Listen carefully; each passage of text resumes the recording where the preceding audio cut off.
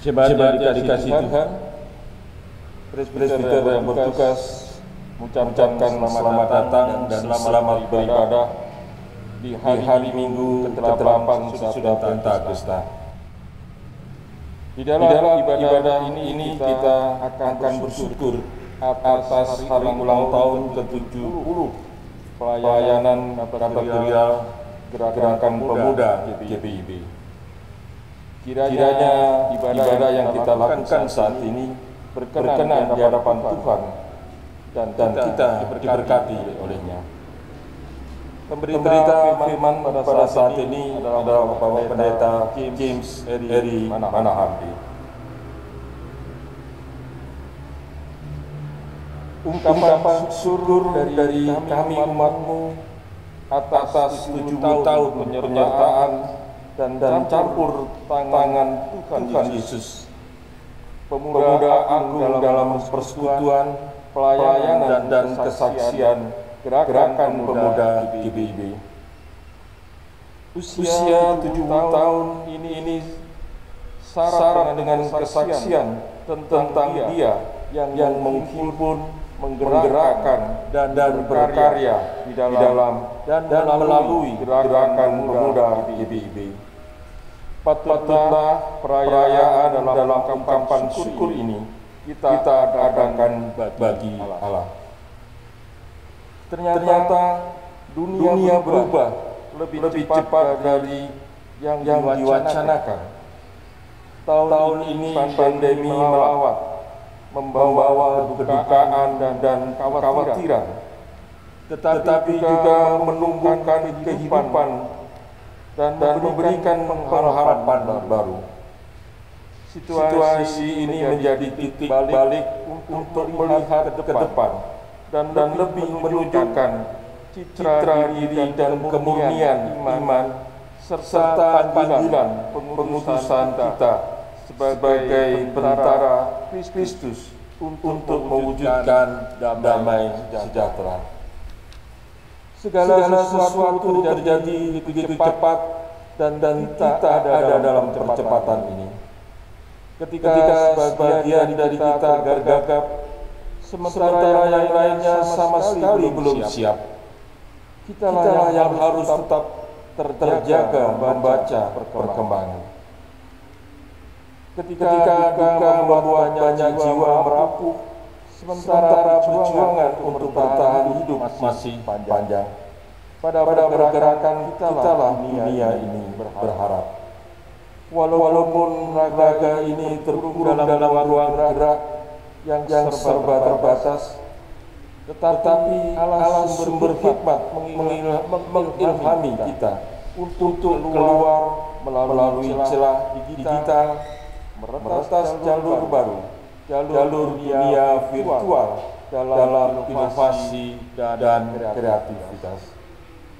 Dan ia pun berbisik, ini bukan dunia baru, ini impian masa kecilmu yang dijadikan nyata. Masuklah, mari berkarya di dalamnya.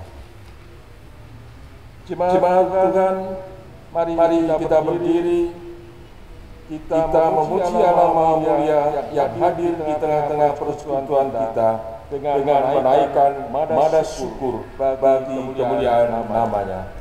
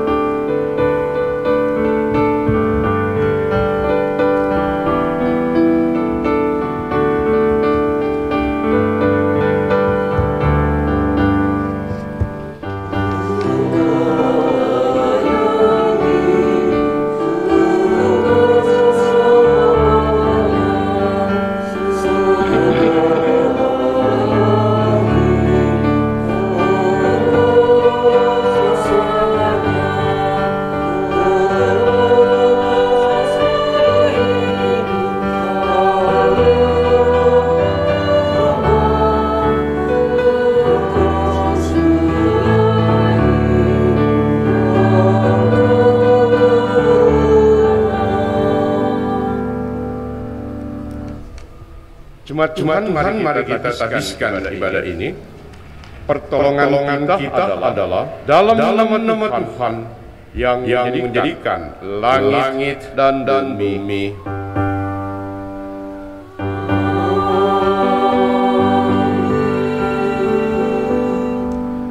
Sebab itu siapkanlah akal budimu, waspadalah dalam letakkan harapan-harapanmu seluruhnya atas kasih karunia yang dianugerahkan kepadamu pada waktu penyataan Yesus Kristus. 1 Petrus pasal 1 ayat 13 yang menjadi nadi pembimbing kita pada pagi ini. Cuma Tuhan terimalah salam, kasih karunia, rahmat dan damai sejahtera dari Allah Bapa dan Kristus Yesus Tuhan kita menyertai engkau. Dan menyertai.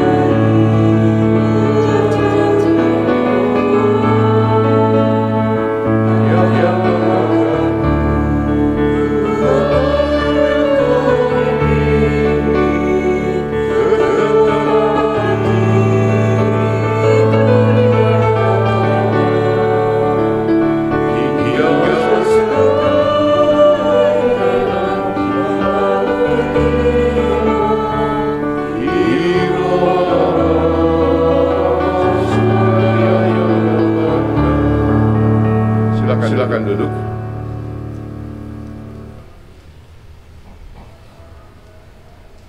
Semoga yang dikasih Tuhan, mari berdoa kepada Allah. Ya Bapa Maha Kuasa, kami bersyukur atas pertolongan dan berkat-Mu yang kami terima dalam kehidupan selama sepekan yang lalu. Memulai kehidupan kami di pekan yang baru ini, kami datang untuk beribadah, bersujud sembah, dan memuji nama Tuhan.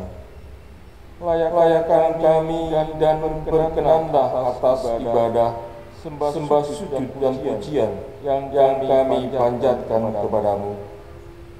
Kami pun sadar dan mengakui segala dosa dan kejahatan kami, baik yang tampak dalam sikap dan laku kami, maupun yang tersembunyi di pikiran dan hati kami.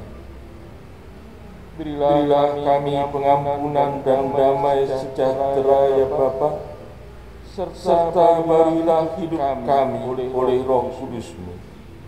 Sebab hanya oleh rahmat-Mu ya Bapa, dan dengan memandang kepada Yesus Kristus, kami bersyukur atas kasih setia dan pengampunan-Mu yang nyata dalam hidup kami sampai hari ini. Ajarlah kami untuk mengikuti teladan kasih-Mu, serta melakukan firman dan kehendak-Mu sebagai saksi-saksi yang setia di sepanjang hidup kami, sehingga melalui kami banyak orang akan memuji dan memuliakan nama-Mu. Dalam nama Tuhan Yesus kami berdoa. Amin. Oh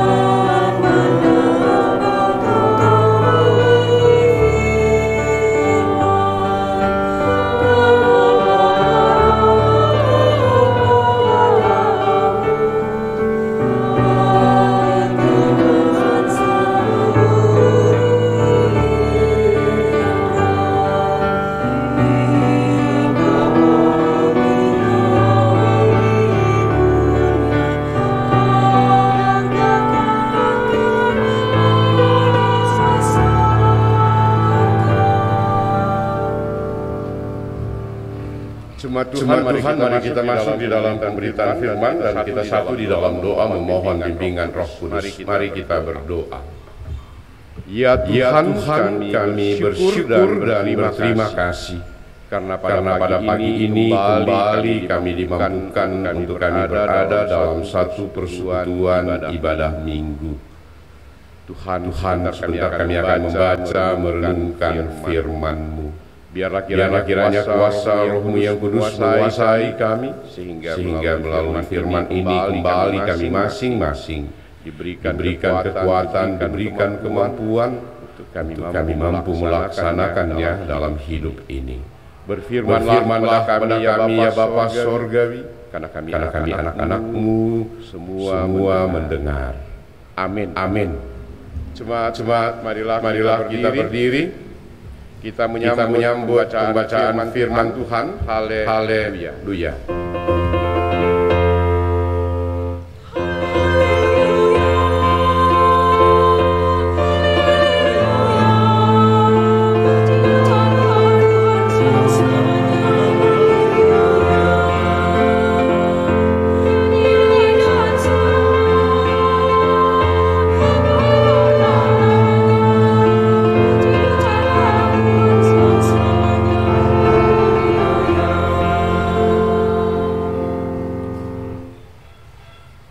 Inilah Yosua 3 ayat yang sama sampai ke-17 yang menyatakan Lembaga Alkitab Indonesia memberi judul Menyeberangi Sungai Yordan. Yosua bangun pagi-pagi, lalu ia dan semua orang Israel berangkat dari Sitim dan sampailah mereka ke Sungai Yordan. Maka bermalamlah mereka di sana sebelum menyeberang. Setelah lewat 3 hari, para pengatur pasukan menjalani seluruh perkemahan dan memberi perintah kepada bangsa itu, katanya, segera sesudah kamu melihat tabut perjanjian Tuhan Allahmu yang diangkat para imam yang memang suku Lewi, maka kamu harus juga berangkat dari tempatmu dan mengikutinya.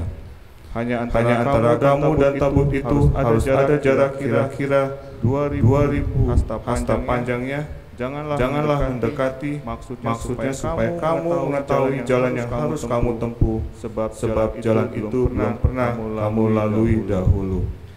Berkatalah Yosua kepada bangsa itu, kuduskanlah dirimu, sebab besok Tuhan akan melakukan perbuatan yang ajaib di antara kamu.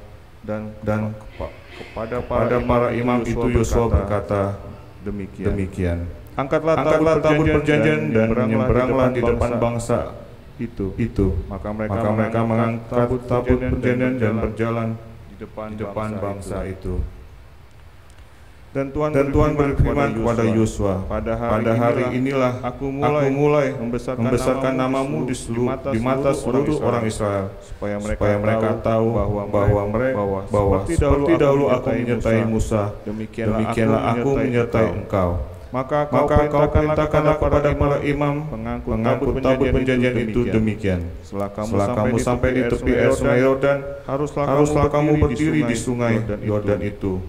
Lalu berkatalah Yosua kepada orang Israel, datanglah dengan dekat dan dengarlah firman Tuhan Allahmu. Lagi kata Yosua, dari hal ini inilah akan kamu ketahui bahwa Allah yang hidup ada di tengah-tengah kamu, dan bahwa sungguh-sungguh akan dihalau oleh orang Kanaan, orang Het, orang Hewi, orang Feris, orang Girgasi, orang Amori, dan orang Yebus itu dari depan kamu. Sesungguhnya tabut perjanjian Tuhan semesta bumi jalan menyeberang di depan kamu masuk ke Sungai Yordan. Maka sekarang pilihlah 12 orang dari suku-suku Israel, supaya dari tiap-tiap suku segera sesudah kaki para imam pengangkut tabut Tuhan semesta bumi berhenti di dalam air Sungai Yordan. Maka air Sungai Yordan itu akan terputus, air yang turun dari hulu akan berhenti mengalir menjadi bendungan. Ketika bangsa itu berangkat dari tempat perkemahan mereka untuk menyeberangi Sungai Yordan, para imam mengangkut tabut perjanjian itu berjalan di depan bangsa itu. Segera sesudah para pengangkut tabut itu sampai ke Sungai Yordan, dan para imam pengangkut tabut itu mencelupkan kakinya ke dalam air di tepi sungai itu. Sungai Yordan itu sepak sampai meluap sepanjang tepinya selama musim menuai. Maka berhentilah air itu mengalir. Air yang turun dari hulu melonjak menjadi bendungan jauh sekali di dekat Adam, kota yang terletak di sebelah Sartan. Dan air yang turun ke laut Araba itu, yakni laut asin, terputus sama sekali. Lalu menyeberanglah bangsa itu di tangan Yeriko. Tapi para imam pengangkut tabut hujan itu tetap berdiri di tanah yang kering di tengah-tengah sungai Yordan. Seluruh bangsa Israel menyeberang di tanah yang kering sampai seluruh bangsa itu selesai menyeberangi sungai Yordan. Demikianlah pembacaan Alkitab. Hendaklah Tuhan dengan segala kekayaannya menetap di antara kamu, dan ucaplah syukur pada Allah.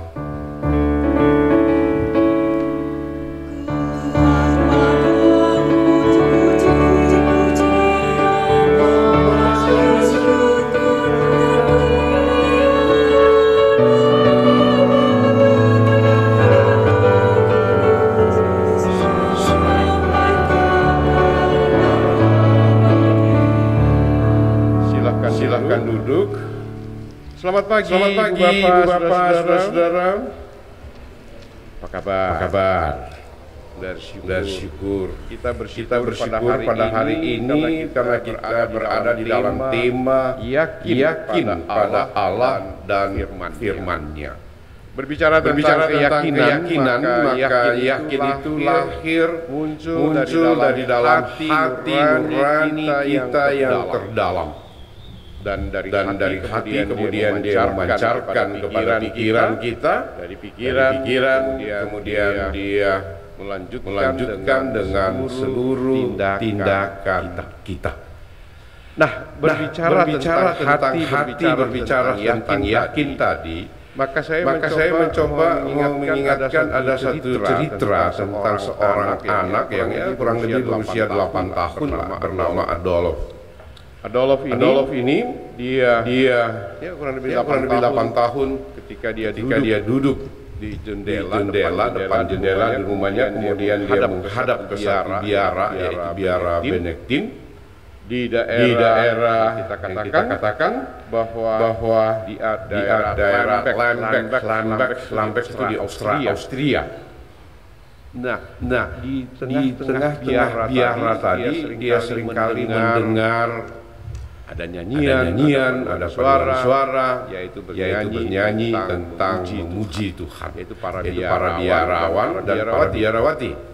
Dan hati kecil seorang Adolf ini begitu sangat rindu sekali, dia sangat ingat sekali, sangat senang. Dan juga pada waktu itu dia dalam usia 8 sampai 10 tahun itu dia masuk juga di dalam katakan seorang paduan suara yang seringkali dilibatkan karena dia punya suara sopran yang cukup bagus.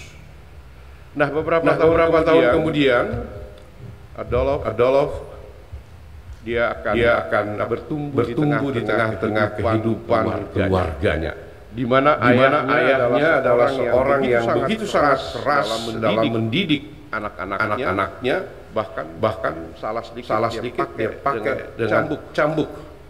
Nah, dulu ada pepatah Belanda mengatakan, saya nggak bahasa Belandanya yang saya bahasa Indonesia kan, bahwa di ujung cambuk cemeti ada emas. Nah, di tahun 60-70 bapak-bapak kita, ayah kita barangkali masih suka memakai di ujung cambuk itu dianggap ada emas supaya anak yang ini dia akan menjadi baik. Nah, begitu kerasnya maka si Adolf ini pernah merasakan cemeti ayahnya, bahkan dia melihat bagaimana ayahnya ketika mencambuk kakaknya, dia ikat di pohon sampai kakaknya pingsan. Nah, setelah mereka pindah ke Jerman, maka kemudian proses hidup si Adolf ini yang tadinya rencananya dalam pikiran dia begitu indah sekali kalau dia menjadi seorang biarawan, maka kemudian ketika dia menjadi pemuda dia berubah total. Perubahan yang terjadi maka Adolf tidak lagi mau menjadi seorang biarawan, tapi dia masuk di dalam dunia politik. dan ketika di dalam dunia politik dia masuk lagi politik yang dunia politik yang ekstrim sehingga Adolf bertumbuh di dalam dunia politik, dia dewasa, kemudian dia menjadi seorang pemimpin. Kita sudah tahu siapa Adolf, siapa ini. Itulah yang kita kenal Adolf Hitler. Nah, Adolf Hitler ini, ibu bapak saudara-saudara, yang tadinya punya keinginan, punya cita-cita menjadi seorang biarawan, kemudian berubah total karena diperhadapkan dengan kehidupan yang dia rasakan. Artinya yang saya kira cita-cita harapannya adalah harapan yang berada di dalam surga, tetapi kenyataan hidupnya adalah hidup di dalam neraka. Bahkan kekerasan yang dimiliki oleh Adolf yang memerintahkan di seluruh Jerman, bahkan di seluruh Eropa mengejar orang Yahudi. Ya, sekitar 5-6 juta orang Yahudi dibunuh, dibantai, masuk ke ruang-ruang di peti-peti gas dan kemudian mereka sengaja dibinasakan. Nah, kekerasan Adolf Hitler inilah yang saya mau katakan bagaimana dalam kehidupan kita saat sekarang ini. Kita juga diperhadapkan dengan kehidupan yang juga berada di dalam kekerasan. Saya mau katakan kekerasan, mengancam, membuli, menghina. Kita berada juga di dalam melihat perampokan, sadis, pembunuhan, anak bunuh anak, ayah perkosa anak, dan seterusnya. Kita juga diperhadapkan bahwa banyaknya kekerasan yang begitu berkembang di tengah-tengah kehidupan ini. Pertanyaan yang mendasar seringkali kita ditanya, apa yang menjadi masalah sehingga kekerasan ini bertumbuh di tengah-tengah kehidupan umat manusia? Maka saya mau katakan, saya garis bawahi, ketika manusia meninggalkan hati nuraninya, hati yang diciptakan oleh Tuhan menciptakan kita dalam gambar dan teladan Allah yang di dalamnya adalah kasih, Allah yang di dalamnya yang penuh dengan pemurah dan pemaaf, Allah yang di dalamnya yang mau mengayomi, melindungi, bahkan mau menyelamatkan kita. Sehingga Allah yang sebenarnya menjadi citra bagian di dalam diri kita selaku manusia karena kita adalah ciptaannya, ini makin hari makin menipis. Inilah hati yang kemudian berkembang, yang pada akhirnya kita hidup di dalam dunia yang penuh dengan kekerasan ini. Pertanyaan yang mendasar tadi yang saya mau katakan, jika Adolf bisa terpengaruh, maka kita yang hadir pada masa kini bisa juga terpengaruh. Bahwa ketika kita dihadapkan kehidupan yang penuh dengan kekerasan, intimidasi, pemerasan, penuh dengan kita katakan juga hidup yang benar-benar memihak. Yang salah menjadi benar, yang benar menjadi salah, penghakiman yang saya mau katakan berada dalam keadilan dan terus menjadi kehidupan ini. Maka saya mau katakan, apakah kita akan berubah seperti Hitler tadi, yang tadinya punya mimpi kita berada di surga, mimpi dalam suasana surga, tetapi kemudian kita hidup di dalam neraka. Nah, bertolak dari ini kita belajar terhadap apa yang dialami oleh Yosua dalam perjalanan mereka untuk sampai ke tanah perjanjian. Ibu bapak saudara-saudara, di sini Yosua mau mengingatkan kepada umatnya. Yang pertama bahwa mereka menyeberang sungai Yordan. Kita tahu bahwa bagaimana sungai Yordan tidak mungkin secara manusiawi bahwa mereka bisa menyeberang. Dia harus membutuhkan kapal, dia harus membutuhkan feri yang besar. Di mana ada kapal pada zaman itu yang besar. Nah, artinya yang saya mau katakan, tidak ada jalan lain bahwa dia harus meminta, memohon. Maka disitulah kemudian Yosua berkumpul, dia mengumpulkan 12 suku, yaitu terdiri dari kepala sukunya. Jadi ada 12 orang dipanggil, kemudian mereka berdialog, maka kemudian dia minta mereka pulang, mereka mempersiapkan hati dan pikiran. Dan kemudian para imam adalah orang-orang suku Lewi. Mereka adalah barisan yang terdepan. Yang terdepan dia membawa tabut perjanjian. Tabut perjanjian, ibu bapak saudara-saudara, yang tadinya ketika mereka keluar dari Mesir, bahwa isi daripada belum tabut perjanjian, isi daripada kotak atau kita katakan tabut tersebut hanyalah kerangka daripada ayah mereka Yakub dan juga Yusuf.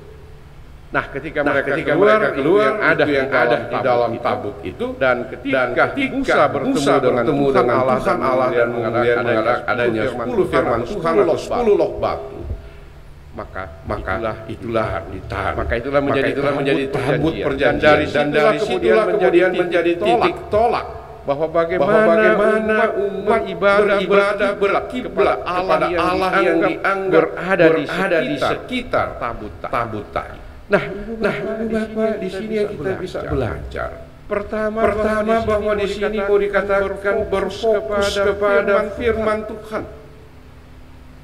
Fokus kepada firman adalah berbicara tentang kekudusan. Kudus yang saya mau bilang, jangan kita berpikir kudus itu adalah putih, kemudian ada yang biasa kalau bukan kudus jadi kudis. Tidak. Kudus itu adalah sesuatu yang memang diperuntukkan oleh Allah. Dan kudus itu adalah berbeda dengan yang tidak kudus. Berbeda yang tidak kudus ini adalah apa? Yang selamanya kita harus garis bawahi. Saya ini masih gelap, saya ini begini, bukan. Atau barangkali itu saya mau katakan kuduskanlah makanan dan minuman ini. Kita mau berpikir kuduskan ini, jangan bilang keluarlah ini virus corona dari bukan itu. Kudus adalah sesuatu yang dari Allah, yang berasal dari Allah. Gereja, rumah Tuhan adalah rumah yang kudus, adalah rumah yang di dalamnya memang adalah karena Allah. Kita bisa memiliki adalah karena Allah. Rumah di tangga kita masing-masing, rumah kita pribadi, kita bisa membelinya itu adalah jika kita katakan adalah karunia Allah, maka rumah itu adalah menjadi rumah yang kudus, yang di dalamnya kita harus mengisinya adalah potret daripada apa yang ada dalam Allah. Rumah tidak menjadi kudus ketika di dalamnya adalah suasana iblis dan seterusnya.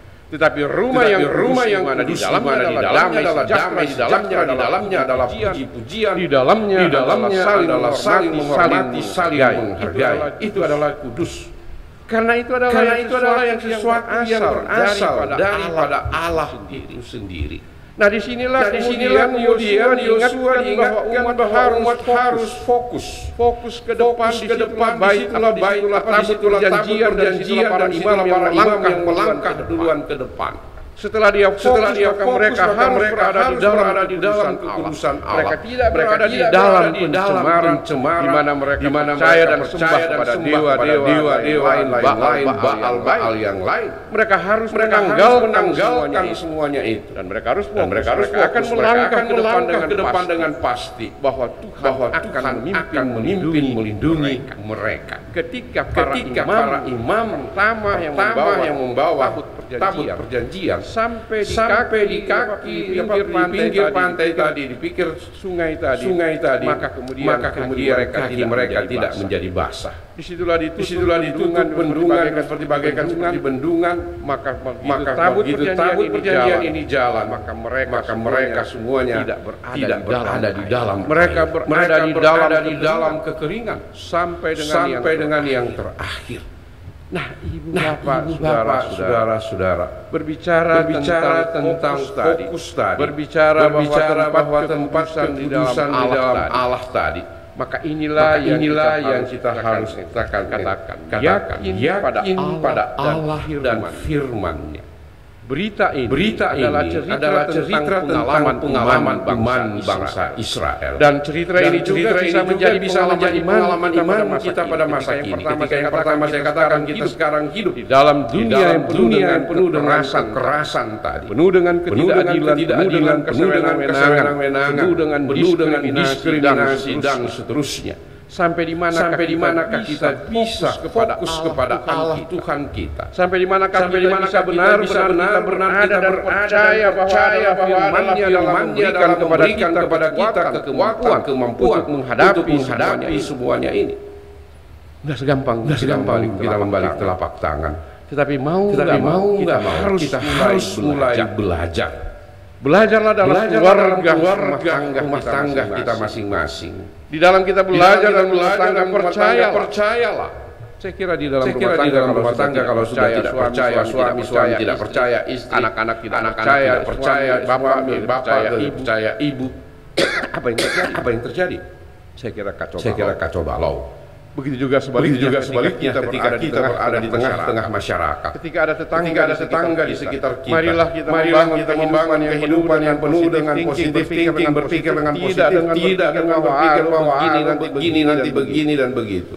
Nggak akan bisa selesai. Di tengah-tengah pekerjaan kita. Tugas tanggung jawab kita. Percayalah bahwa jika pekerjaan tugas kita adalah anugerah Allah. Maka lakukanlah pekerjaan ini dengan hati yang tulus ikhlas, hati yang di dalamnya kita fokus kepada karena Dialah yang memberikan kepada kita. Sehingga ketika kita melakukannya semua dengan baik, seberat pekerjaan tugas kita, maka kita akan menjadi sukacita. Dan ketika kita menjadi sukacita, beban berat itu menjadi ringan. Tetapi sebaliknya ketika kita hanya berada di dalam gelut, kita katakan kita curigai, kita terus berada dalam hidup yang menggerutu, yang mengeluh, hidup yang mau melihat kok dia enak saja dan saya yang begini dan begitu dan seterusnya dan membanding-bandingkan. Saya bilang kita tidak berada di dalam fokus kepada Allah, tidak berada di dalam keputusan kepada Allah. Maka apa yang kita lakukan adalah kesia-siaan. Oleh karena itu mari kita memahami diri kita. Begitu juga kita di dalam bergereja. Di dalam bergereja saya mau katakan, GPIB kita berada di dalam satu jemaat kasih setia. Kita punya kaitan dengan GPIB tingkat sinodal. Dan di dalam unit di dalam menjalankan tugas tanggung jawab kita, menghadirkan damai dan sejahtera dalam program nyata, maka kita berada dalam kendali daripada lingkup musyawarah pelayanan Banten. Nah, kita bisa membayangkan di sini. Dari sini kemudian tidak hanya berada hanya kepada posisi kita masih ada lagi di dalam PGIW. Itulah wilayah Banten. Di dalam wilayah Banten kita masih ada lagi PGIS, Persatuan Gereja Indonesia setempat. Itulah wilayah kabupaten kota Madia. Dari situ kita berada di dalam gereja Asia. Dari Asia kita berada di dalam gereja sedunia. Nah, ibu bapak saudara ini semua adalah satu bagian. Sebagai orang yang percaya kita ditata. Bagaimana karena kita katakan Yesus Allah datang ke dunia ini adalah seluruh dunia, bukan hanya kelompok kita. Tatanan yang harus dihargai, dihormati. Bukan dilecehkan dengan seenak perut kita. Jika gereja kita tidak anggap seperti itu, maka kita mau katakan apa lagi yang menjadi tugas dalam gereja. Sebagai penatua, diakan pendeta, sebagai ketua pelaksana unit misioner, sebagai warga jemaat, semua mempunyai tugas tanggung jawab. Jika semuanya adalah mau mengatakan fokus kepada pelayanan, saya kira adalah indah. Kita belajar dari tingkat yang paling bawah sampai di tingkat kita bergereja, dan ini harus berkesinambungan. Jika dia hanya sepenggal, Ibu Bapak, kita tidak fokus, dan sesuatu yang kita tidak fokus, maka kita tidak akan menghasilkan apa di dalam pekerjaan kita. Saya mau katakan awal daripada pemilihan penatua laksana harian majelis Jumat 2022. Satu kata yang saya katakan, mari fokus apa sih gereja ini? Marilah fokus membangun. Jika gereja kita kenal ada tiga bentuk membangun adalah tubuh Kristus. Gereja adalah sebagai gereja yang adalah keluarga. Jika ini kita bangun, tumbuh kembangkan, maka saya mau katakan bahwa figur citra Allah yang ada di dalam diri kita yang memang kita diciptakan seperti itu, dia akan terbangun dengan baik. Kita harus meninggalkan mencopot hati yang ada di dalam hati yang kotor. Hati yang adalah karena dosa tadi, maka kita harus menggantikan dengan hati yang Allah berikan, yaitu penuh dengan damai dan sejahtera, enggak menghakimi, enggak kemudian kita mengadili, tidak dengan kita mau mengatakan menilai. Enggak, mari kita ukur diri kita masing-masing. Jangan mengancam. Seringkali kita terjebak untuk mengancam. Gereja ini biasanya ada yang kalau begini saya tidak mau melayani. Siapa Anda? Apa karena Anda gereja ini? Tidak. Gereja ini ada karena Tuhan, bukan karena Anda di sini.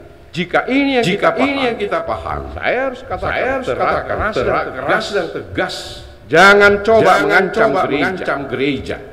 Karena gereja bukan tempat ancaman. Amin. Mari kita bersatu teduh.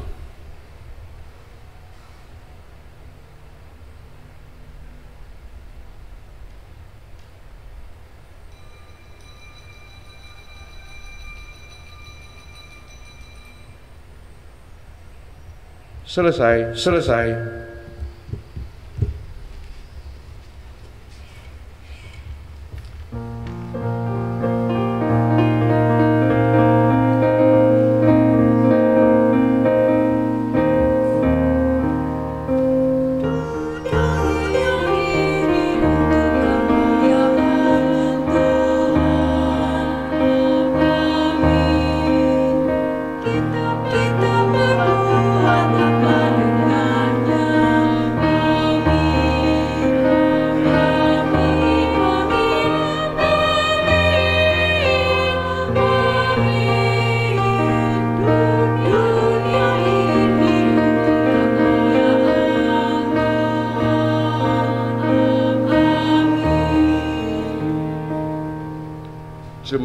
Jemaat kekasih Tuhan, marilah berdiri dalam kesatuan gereja di segala waktu dan tempat. Kita mengikrarkan pengakuan percaya kita berdasarkan rumusan pengakuan iman rasuli. Biarlah dengan sikap sempurna dan biarlah hati dan mulut kita berkata, Aku percaya kepada Allah Bapa yang Maha Kuasa, Halik langit dan bumi, dan kepada Yesus Kristus Anak yang tunggal Tuhan kita, yang dikandung daripada Roh Kudus, lahir dari anak darah Maria, yang menderita di bawah pemerintahan Pontius Pilatus, disalibkan, mati dan dikuburkan, turun ke dalam kerajaan maut.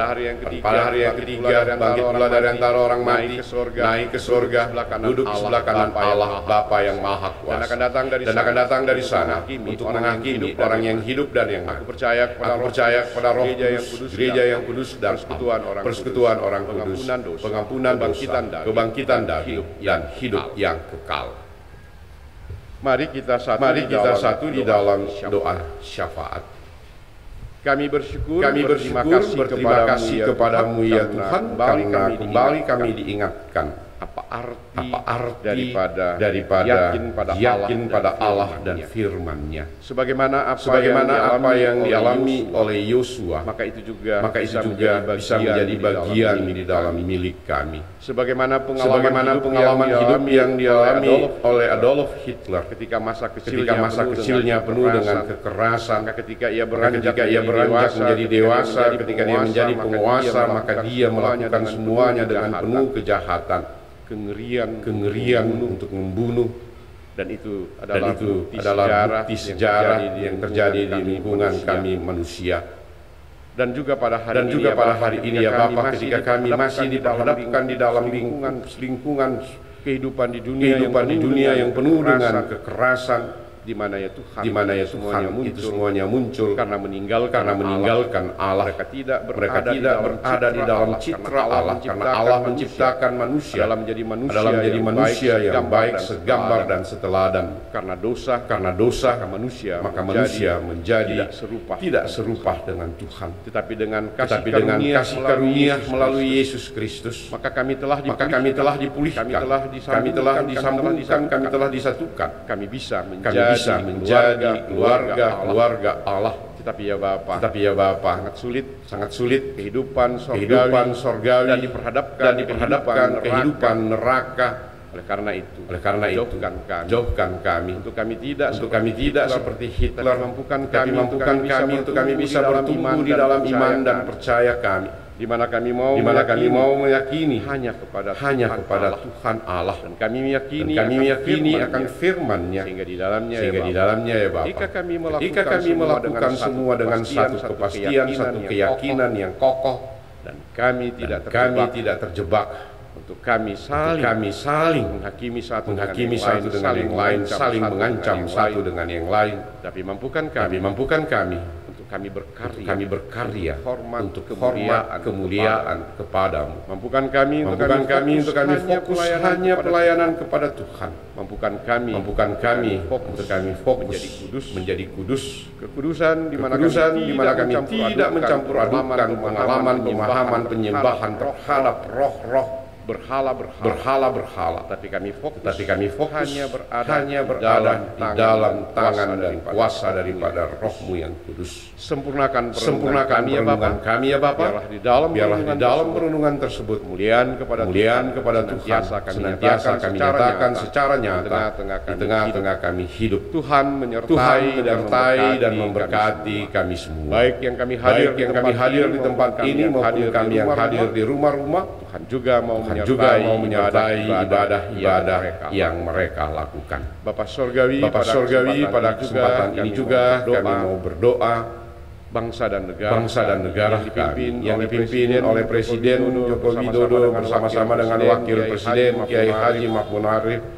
Tuhan, Kau mau bersama-sama dengan pemimpin kami tersebut, sehingga ketika mereka menjalankan tugas tanggung jawab mereka dari tingkat pusat sampai di tingkat yang terendah, semuanya bisa sehati sepikir. Oleh karena itu, berikan kekuatan, kesehatan dan hikmat sorgawi. Begitu juga perangkat-perangkat yang meliputi daripada seluruh jajaran pemerintahan bangsa kami, baik juga di sektor ekonomi, politik, bahkan di TNI dan Polri. Kiranya ya Bapa, semuanya juga bisa sehati sepikir, sehingga di dalam menjalankan program demi kemakmuran daripada rakyat Indonesia, maka itu bisa terwujud adalah hanya karena kasih. Keadilan sosial bisa terjadi di tengah-tengah kehidupan kami berbangsa dan bernegara. Tuhan mau menyertai. Biarlah dengan fondasi daripada Pancasila kami bisa bersama-sama membangun kehidupan bermasyarakat bergotong royong dengan penuh keindahan. Jauhkan upaya-upaya yang radikal, yang ekstremis. Jauhkan upaya-upaya pribadi kelompok yang pada akhirnya membawa kesengsaraan kepada rakyat. Oleh karena itu, Tuhan angkat dan pimpin tuntun bangsa ini, karena kami hanya memohon kepada Tuhan menyertai bangsa Indonesia. Kami juga mau berdoa untuk gereja Tuhan di seluruh muka bumi, khususnya Gereja Protestan di Indonesia bagian Barat dan yang lebih khusus lagi jemaat-Mu kasih setia Ciledug. Kiranya ya Bapa, semuanya bisa berjalan penuh dengan sukacita dan damai sejahtera surgawi itu. Mampukan para presbiter untuk melakukan tugas tanggung jawab dengan penuh sukacita dan berfokus hanya kepada Allah dan firman-Nya. Mampukan juga para pengurus-pengurus unit-unit misioner yang terkait di dalamnya, sehingga di dalamnya mereka bersama-sama membangun akan kasih Tuhan di dalam hidup ini. Secara khusus pada hari ini juga kami akan bersyukur melalui ibadah jam 9 pagi tentang ibadah hari ulang tahun pelayanan kategorial Gerakan Pemuda yang ke-70. Kiranya ya Tuhan Engkau berkati semuanya. Kami juga mau berdoa untuk seluruh warga jemaat-Mu yang ada di sektor pelayanan 1 sampai dengan 8. Kami percaya Tuhan Engkau mengenal, mengetahui mereka secara persis. Oleh karena itu kepada mereka yang diperhadapkan dengan berbagai macam pergumulan, diperhadapkan dengan sakit, penyakit, diperhadapkan dengan juga hal-hal kedukaan, diperhadapkan dengan kegagalan, bahkan keputusasaan yang berkepanjangan. Tuhan pimpin, tuntun mereka sehingga mereka tetap setia hanya berada kepada Tuhan, dan mereka senantiasa berada dalam persekutuan untuk kemuliaan Tuhan. Oleh karena itu Tuhan berkati mereka satu persatu. Jemaat-Mu yang bersuka cita, Tuhan juga mau berkati mereka, pimpin sertai, dan yang berada karena ulang tahun mereka, ulang tahun perkawinan mereka berhasil dalam pendidikan mereka, karir mereka, usaha mereka memiliki anak dan cucu. Biarlah kiranya rasa syukur ini mereka nyatakan adalah hanya untuk kemuliaan Tuhan semata-mata.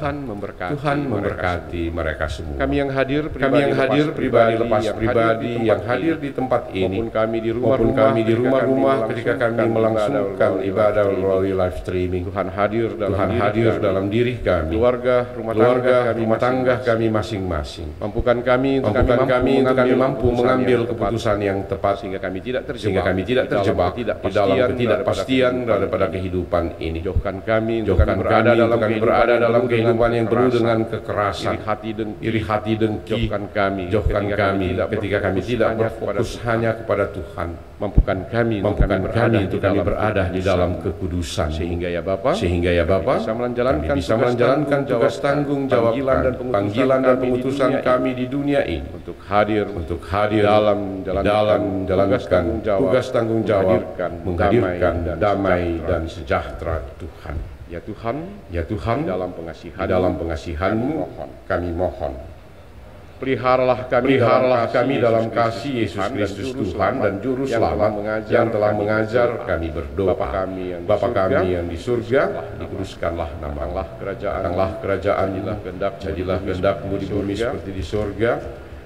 Berikanlah kami pada hari ini makanan kami yang secukupnya, dan ampunilah kami akan kesalahan kami, seperti kami juga mengampuni orang yang bersalah kepada kami. Janganlah membawa kami ke dalam pencobaan, tetapi lepaskanlah kami daripada yang jahat.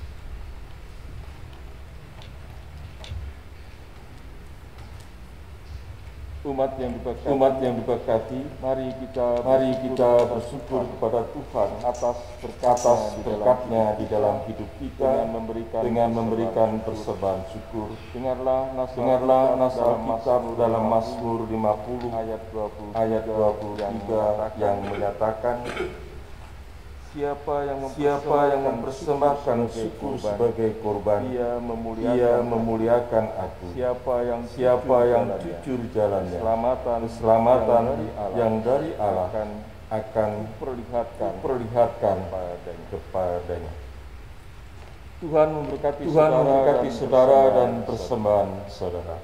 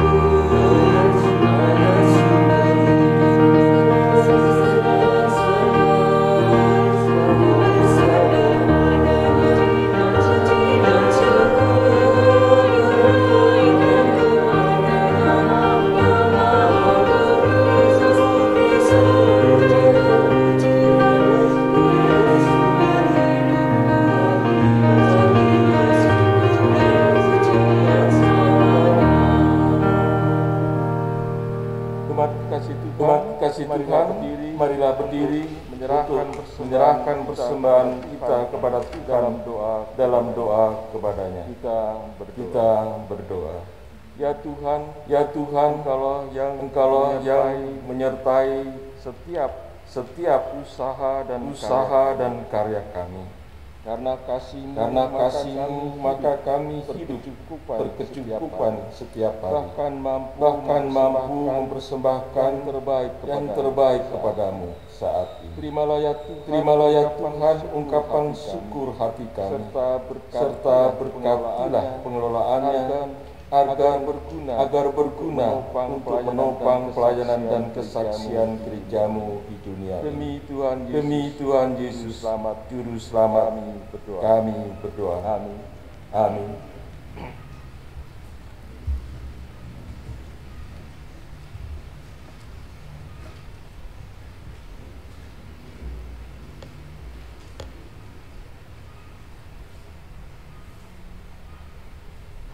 Jemaat Tuhan yang terkasih dalam Tuhan Yesus, kami mohon perhatian untuk warta jemaat. Ringkasan warta jemaat hari Minggu ke-8 sesudah Pentakosta tanggal 26 Juli 2020. Presbiter yang bertugas beserta warga jemaat yang hadir pada saat ibadah minggu jam 7 mengucapkan terima kasih kepada pelayan firman Bapak Pendeta Jim Erimana Hampi, pemandu lagu, organis atas layanan dan yang telah disampaikan kiranya Tuhan Yesus Kepala Gereja memberkati pelayanan kita sekalian. Selanjutnya mohon perhatian jemaat untuk beberapa informasi berikut ini. Anggota baru telah terdaftar sebagai anggota jemaat GBIB Jemaat Kasih Setia, yaitu Saudara Alvin Martua Rumian Siregar, beralamat di Komplek Pinang Jaya Permai, Jalan Anggrek Katelia nomor K42 C326 masuk dalam wilayah sektor pelayanan 4. Perubahan jadwal ibadah diberitahukan kepada warga jemaat bahwa mulai hari Minggu tanggal 2 Agustus 2020 ibadah minggu hanya dilaksanakan 2 kali, yaitu jam 07 dan jam 9 pagi, sedangkan ibadah jam 4 sore, jam 2 siang ditiadakan. Berita duka pada hari Rabu tanggal 22 Juli 2020 saudara baru Suarsono dalam usia 41 tahun almarhum adalah warga jemaat sektor pelayanan 2 dan telah dimakamkan pada hari Kamis 23 Juli 2020 di TPU Selapajang, Tangerang.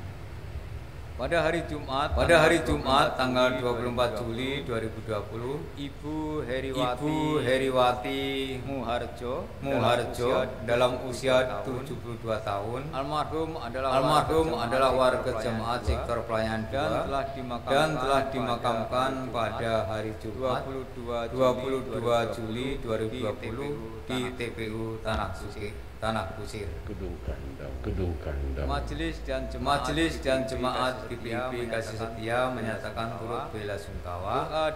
Doa dan harapan kami kiranya Tuhan Yesus sumber kehidupan senantiasa memberikan kekuatan dan penghiburan bagi segenap keluarga yang ditinggalkan.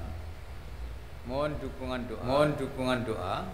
Ibu Sarma Siringoringo, sektor pelayanan 2 dirawat di RS Bakti AC, dan bagi warga jemaat yang sedang dirawat di rumah dapat dibaca pada warta jemaat halaman 6. diberitahukan juga ibadah hari Minggu pada tanggal 2 Agustus jam 7 pagi. Pelayan firman adalah Ibu Penatua Septa Lina Manulang. Di dalam warta jemaat tertulis Bapak Pendeta Jim Manahampi. Medan. Jumlah kehadiran jemaat dalam ibadah saat ini laki-laki 25 orang, perempuan 28 orang, total jumlah semuanya 53 orang.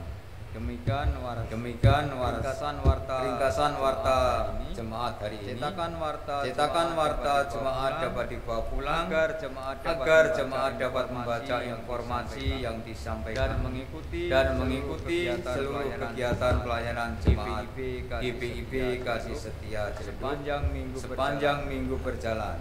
Warta jemaat dapat juga dilihat dan dibaca pada website GPIB Jemaat Kasih Setia Ciledug. Tuhan Yesus menolong dan menyertai kita dalam memasuki minggu yang baru. Tuhan berkati.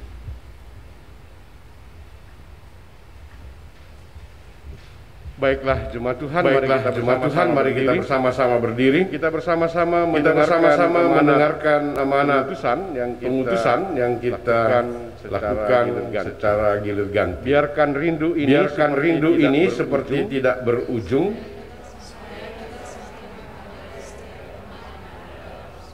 Biarkan keterbatasan ini mengurung.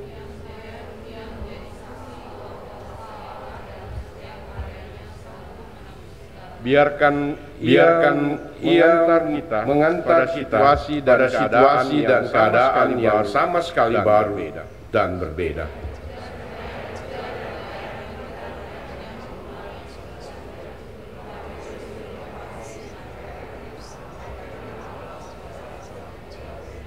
Sebab semua yang hidup adalah seperti rumput, segala kemuliaannya seperti bunga rumput menjadi kering dan bunga gugur. Tetapi firman Tuhan tetap untuk selama-lamanya. Inilah firman yang disampaikan Injil kepada kamu. 1 Petrus 1 ayat 25.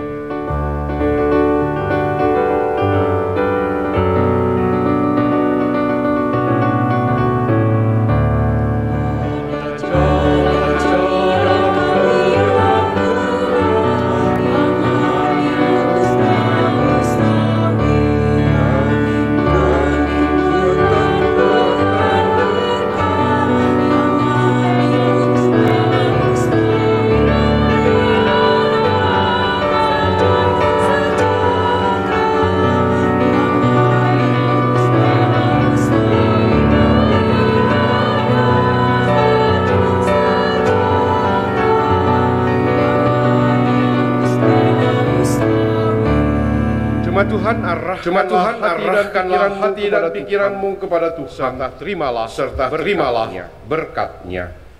Tuhan memberkati engkau dan melindungi engkau. Tuhan menyinari engkau dengan wajah-Nya dan memberi engkau kasih karunia. Tuhan menghadapkan wajah-Nya kepadamu dan memberikan engkau damai sejahtera.